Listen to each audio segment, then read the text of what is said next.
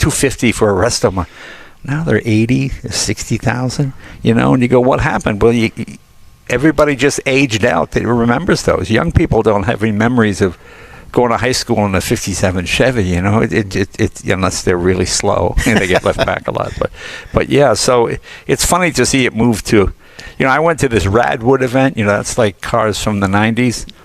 And it looked like the Walmart parking lot to me. I went, these are this Honda Accords and everything. But these kids are, my mom used to take me ice cream every Sunday. And you realize they have an emotional attachment to these cars the way we did to the 57 Chevys, Man, one of the things that I thought was bulletproof was the price of old school cars. Once you buy it, you have it, and you'll always be able to sell it for what you paid for it. And this is something I didn't see coming. And basically, with these old school cars, when you look at them, baby boomers, they're dying out. And we've already had examples like 57 Chevys used to be the car, or those Packards. Those used to be the car back in the day for a lot of those baby boomers. They wanted those, but and they're starting to die out. Our parents have died, and the youngest of the baby boomers are in retirement now. Near retirement next year. The very youngest, the last of the baby boomers, are going into retirement. So, as you get older, you change your little spending habits and things, and you stop having stuff, and you start to die. And your kids don't want them. Your kids don't want those stuff that you cherished, and they get rid of them. The wife don't want them, or they just get rid of that stuff. Stuff don't have as much value as it used to. So it was a mistake to think that just because you're buying an old school car that you're going to get all your money back if you buy it completely. You're definitely not going to get your money back if you build it. So you really just got to do this stuff because you love it. But man, this stuff, you can't take it with you. It's not going up. It's not gold. It's going to go down in value. And this is what it is. And I was talking to some people, and I told them, I said, hey, this is the 1970 Chevelle, which would be right there in my era. That's a lot of people's Gen X favorite car, that G-body, that Chevelle and Cutlass and those cars like that. Man, they're still high.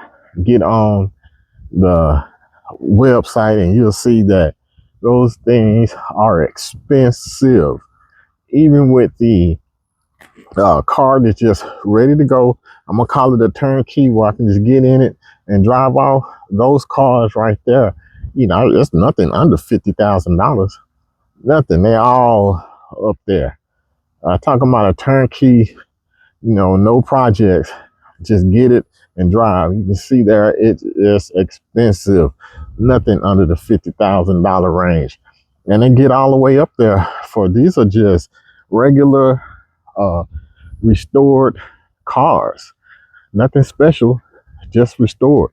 Some may be numbers matching, some not. It really doesn't matter. It's still expensive. So I like those cars. And then what a lot of people are doing to them is it's called retro mod. That's where they take a new engine out of a modern car, not too new, like you'll get a 1990s motor out of a truck in the 1990s, something like that. Thousands and millions of them in the junkyard, so it's pretty cheap, and they're very good. You can't get the new engines because they're garbage. Got to get the old ones. Anyway, it's called an LS swap. Put the LS swap off in there, and you get the modern technology in an old school car. And the prices of those cars right there are through the roof if it's already done. You're paying over $100,000 for those cars, and up to $200,000. That's a lot of money. But it's risky because you spend that money on a car, you're thinking that you're gonna always have it, it's gonna go up in value. But as people start to die, the people who love them start to die or stop caring for them or wanting them, then you don't have no market for it.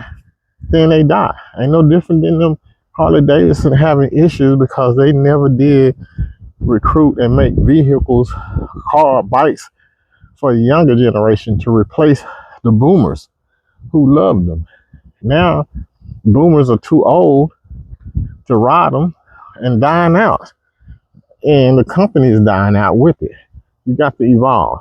So that's one of the things. Still going to get an old school car. Don't know exactly uh, what, but I am going to dial back on what I was thinking about paying for it because it's it's it's going to drop in value just like everything else. It's not gold, you know. Even gold goes up and down in value. So yeah, be careful when you buy those old school classics out there. And some of y'all do be getting really proud of them and want a lot of money. And in a lot of cases, they're going down in value. And some particular ones are still up in value. So it's kind of a hit or miss.